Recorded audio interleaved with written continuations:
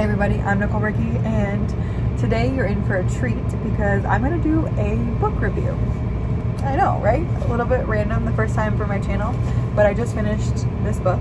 It's called Alaska by James Michener, and it was quite the accomplishment for me. It's 1,124 pages, and I've been spending a lot of time reading it.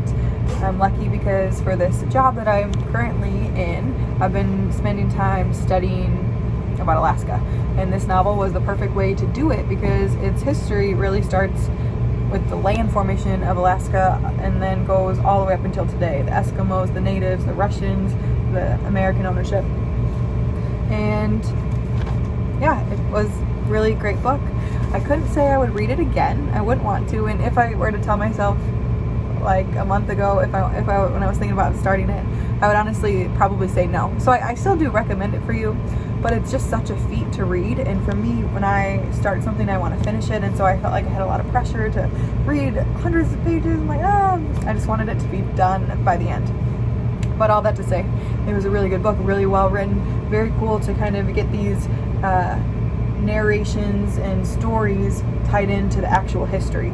So you do want to read and you want to see how the characters' lives are going. So the book starts out in the millions of years ago, the creation of the land, the different tectonic plates coming up, creating the Aleutian Islands, and then it goes into Eskimo lives and the native Alaskans living in the land and how hard that was, right? So they're in super cold weather. They traveled, however far, going into certain areas, what it was like to hunt for whales and sea otters and live off of the land, right? Alaska is okay, so I always talked about Israel and how Israel is such a fertile land, right? They have so many different, like when the Israelites came in, the big grapes or whatever you think of and imagine, but really Israel is forests and so many amazing plants. Alaska is the same. I was on a hike and I heard a guide say that over 85% of the plants you can eat. So Alaska is abundance of resources, natural and like naturally like plants, but also we'll talk about gold and fish and everything else. So we started with the Eskimos, then we get the explorers coming in, Russians and a couple other Europeans coming in, sailing in. I think the first mission was just to kind of see what the land was like. They didn't know where they were headed.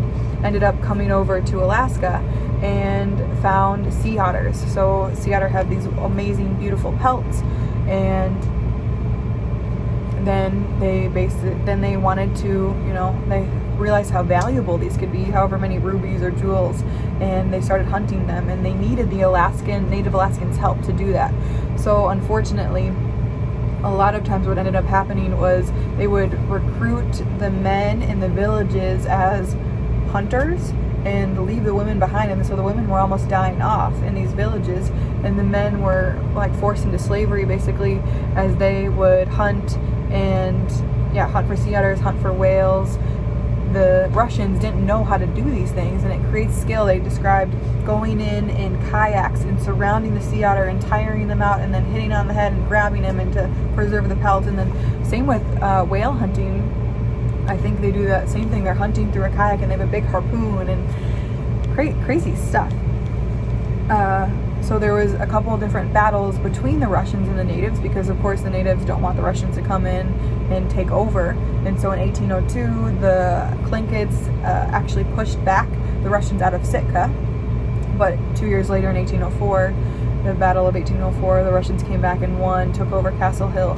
And I don't know if I mentioned this yet, but one of the cool things about the history of Alaska is a lot of it is surrounding Sitka, which is where I've been living the last 2 months. So that was kind of awesome. I'm like, oh, nice.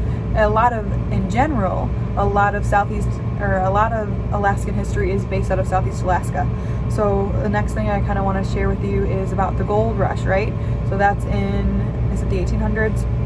I think, but don't quote me on it. When everybody wants to head up to Nome for a gold strike. And this was one of my favorite parts because you really get to put yourself into the shoes of the people who headed up there. So everybody wants to go up there, but they don't have any knowledge about how to mine.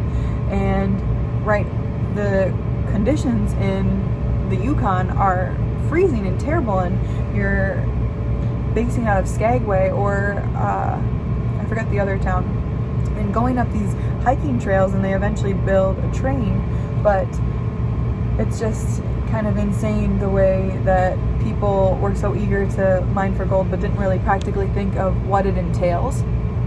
And not many of the people ended up actually making money. So what I got to go to Skagway, and I did that White Pass in Yukon, taking that train up the same path that they would have hiked up.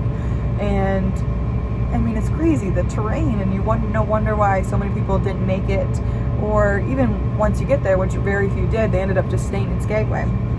You can't find the gold, and you're hearing about it in the news, in the newspapers, later than actually happened, so everybody has already the good land, and it's crazy. It's crazy. So they also talked in this book about the fishing industry and all of the different canneries and the Chinese employees that worked, and how this was stealing fish from the Alaskans, right? Because the cannery is coming over, taking over this land and saying, okay, no natives can fish in this area anymore. Well, the natives have been living here, and this is where they fish, and this is how they get the food for their families. And that was kind of an interesting scenario of how canneries basically claimed the waters and said, this is our fish for our cannery. And then I talked about the railway, and then in 1867, I believe, 1867 and 1959. I think those are the dates. 1867 is when Russia sold Alaska to the U.S., and then I believe it's 1959 that, I hope you're not going to quote me on these dates, I have to verify those, that Alaska became a state. But it talked about all of that.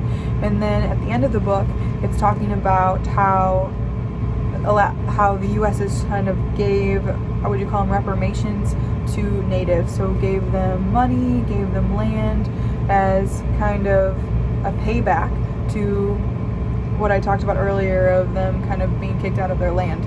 So they were really badly treated by the Russians, and then the Americans also. Many natives wanted Alaska to become a state after that initial purchase, because there was no government, there were no regulations, and hunting, fishing up until statehood, basically. And even after that, regulations still came into play. So there were some people who were really for statehood, and some people who were against, that thought the regulations would be bad, and they wanted to have their own freedoms.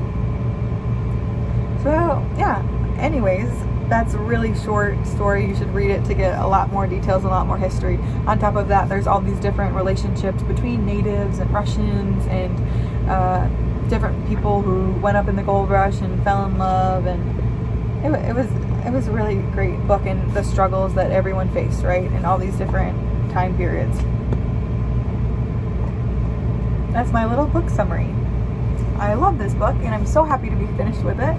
And I have a lot more to read and learn about as I study Alaska and become a guide, right? My job here. I'm still learning how to eloquently talk and memorize everything that I'm learning, but it's a process, and the more I read, the more I will grasp this information, and I'm working on it. So thank you so much for watching. I hope you enjoyed this vlog, and if you have time, feel free to read this book, Alaska. I will see you guys next time. Bye.